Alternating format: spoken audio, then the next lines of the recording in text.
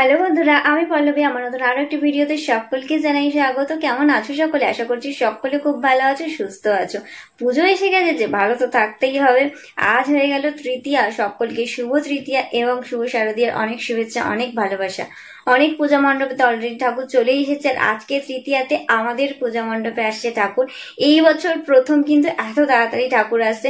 অন্যান্য বছর কিন্তু পঞ্চমীর দিনেই আমাদের পাড়ার ঠাকুর আসে, কিন্তু এবছর একটু অ্যাডভান্স চলে আসে, যেহেতু আজকে রবিবার। পাড়ার বেশিরভাগ ছেলের আর কি ছুটি থাকে, সেই জন্য আজকের এই সকলে মিলে গেছে ঠাকুর আনতে। তো এই এসেই যাবে বলতে গেলে। আমি তখন শাড়ি পরে রেডি হয়ে নিয়েছি। সকলের তো একদম উৎসাহে শেষ নেই, সকলে প্রায় বেরিয়েই গেছে রাস্তায় ঠাকুর দেখার জন্য। তো চলো সেই ভিডিওই আজকে তোমাদের সাথে শেয়ার করব, মা দুর্গার আগমন আজকে আমাদের পূজা মণ্ডপে। তো চলো কেউ স্কিপ না করে একদম শেষ পর্যন্ত দেখতে থাকো। এখন আমরা বেরিয়ে পড়েছি, দেখতেই পাচ্ছ রাস্তায়। আর এরকম সুন্দর লাইটিং দিয়ে সাজানো হয়েছে এখান থেকে একদম মণ্ডপ পর্যন্ত। আর এখানে আমরা দাঁড়িয়ে দাঁড়িয়ে শুধু রাস্তার দিকে তাকিয়ে আছি, দূরে কখন আসবে কখন আসবে। আর দুজনে মিলে একটু ফটো তুলছি, ঘুরে বেড়াচ্ছি, এই করছিলাম আর কি। তো এসেই গেছে, ফোন করেছিল কিছুটা আর বাকি। আর এইদিকে দেখো আমার ছোট্ট সোনা এসে ঠাকুর আসার আগে ঠাকুরের প্যান্ডেলে উঠে পড়ে দাঁড়িয়ে আছে, সেখান থেকে নামবে না, কিছুতেই নামাতে পারছি না, সেখানেই দাঁড়িয়ে দাঁড়িয়ে নিচে যাচ্ছে। তো এই জায়গাটা খুব পছন্দ হয়েছে। তো ফাইনালি অপেক্ষার অবসান, ঠাকুর এসে গেছে, দেখতেই পাচ্ছ। আসছে মা দুর্গার আগমন তৃতীয়াতে। তো চলো তোমরা দেখতে থাকো পুরোটা।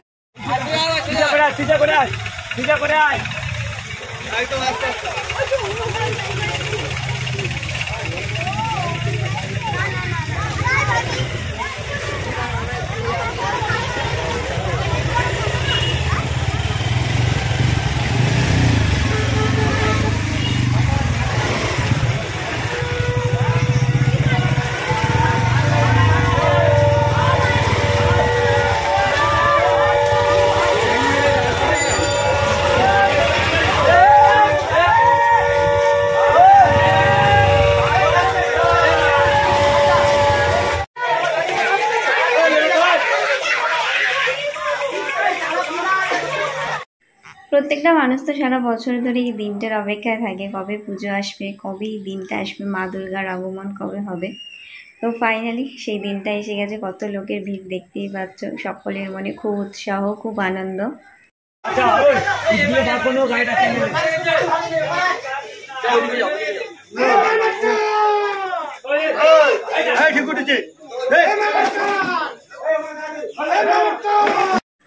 এখন দেখো দুর্গা প্রতিমাকে মণ্ডপের ভিতরে নিয়ে যাওয়া হচ্ছিল। আর দুর্গা প্রতিমার হাইটটা কিন্তু এই বছর অনেকটাই বেশি হয়েছে, সেই জন্য ওপরের যে প্যান্ডেলের ডিজাইনগুলো করা আছে সেইখানে কিন্তু হাতগুলো ঠেকে যাচ্ছিল বারে বারে, সেই জন্য অনেকটা অসুবিধা হচ্ছিল ভিতরে নিয়ে যেতে। আর যে কাকুরা দেখো নিয়ে যায় ঠাকুর আর কি, গাড়িতে তোলে, গাড়ি থেকে আবার নামিয়ে দেয়, তারা কতটা যে জোর খাটিয়ে কতটা পরিশ্রম করে মানে ঠাকুরগুলোকে তোলে নামায়, মানে সেটা চিন্তারও বাইরে।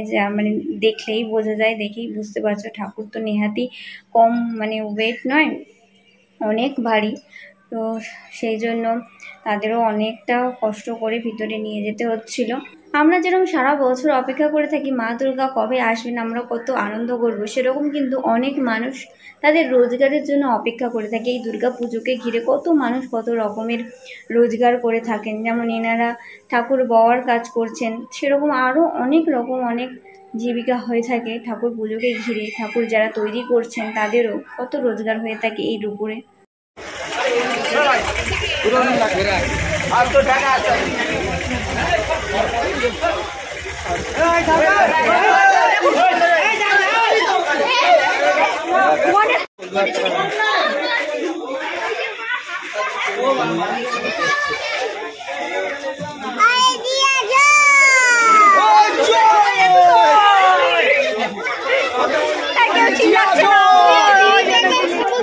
গণেশ দাদা নামছে, গণেশ দাদা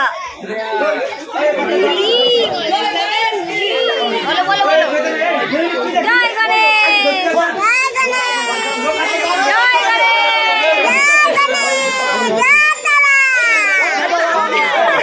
জয় গণেশ।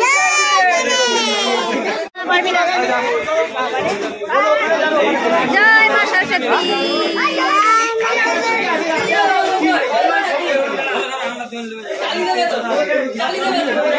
সব ঠাকুর তোলা হয়ে গেছে, এখন এবারে পিছনে যে চালের ডেকোরেশনটা হবে সেইটা তোলা হচ্ছিল।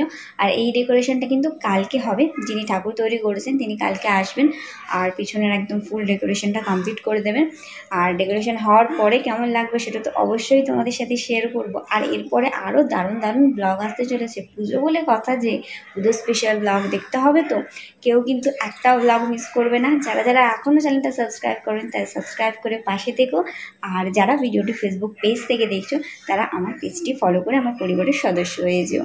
তো আজকের ভিডিও এই পর্যন্ত। সকলে পুজো খুব ভালো কাটাও, খুব আনন্দে কাটাও। সকলকে শুভ শারদীয়ার প্রীতি শুভেচ্ছা, অনেক অনেক ভালোবাসা। খুব শীঘ্রই দেখা হচ্ছে আবার একটি পুজো স্পেশাল ব্লগ। টাটা।